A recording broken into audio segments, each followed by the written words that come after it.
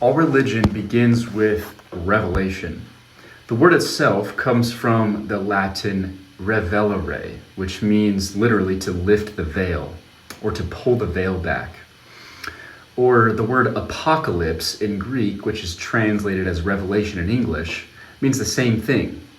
Apocalypse means to uncover what is hidden. Or take the word discover, literally means to discover something, to remove the cover. Or the word detect. In its ancient roots, it also means to remove the cover.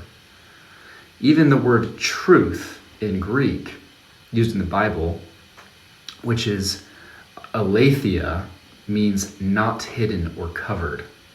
The nature of this fallen world is that reality, what is most real, is covered. And thus, to find out what's real, you need revelation. You need to pull back the veil.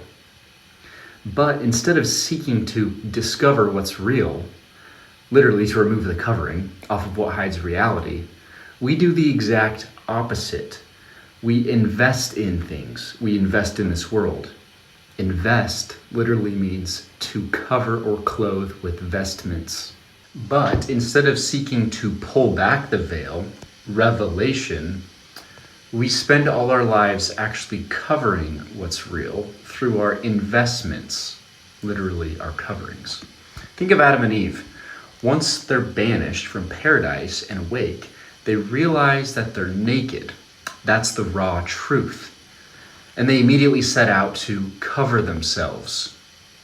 Hiding themselves, they step into delusion, into fear and ego.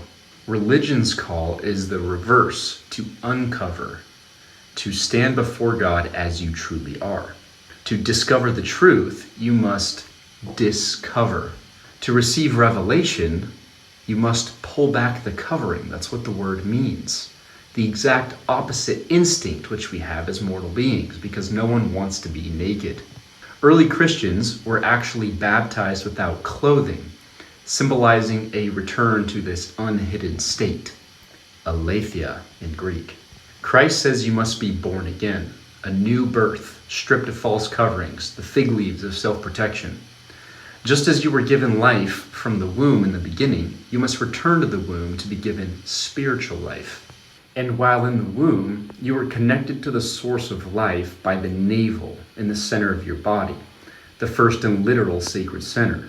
The navel tethered you to life-giving powers, a round branching disc of vessels that strikingly resembles the tree of life, which is the standard archetype of nourishment and vitality in the sacred center.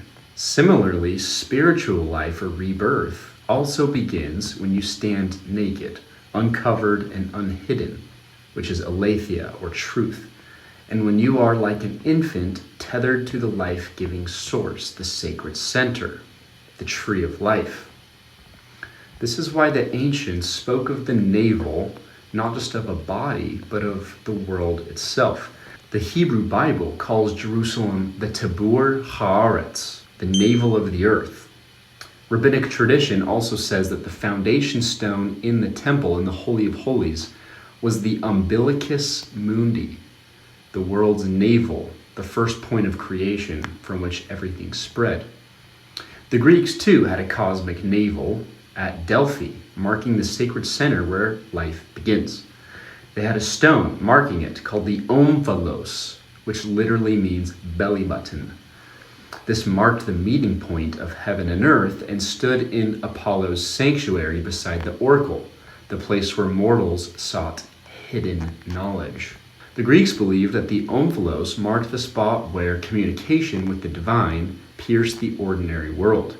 So to stand at Delphi, at the omphalos, the navel of creation, was to be tethered back to the origins, just as an infant is joined by the cord to its source of life.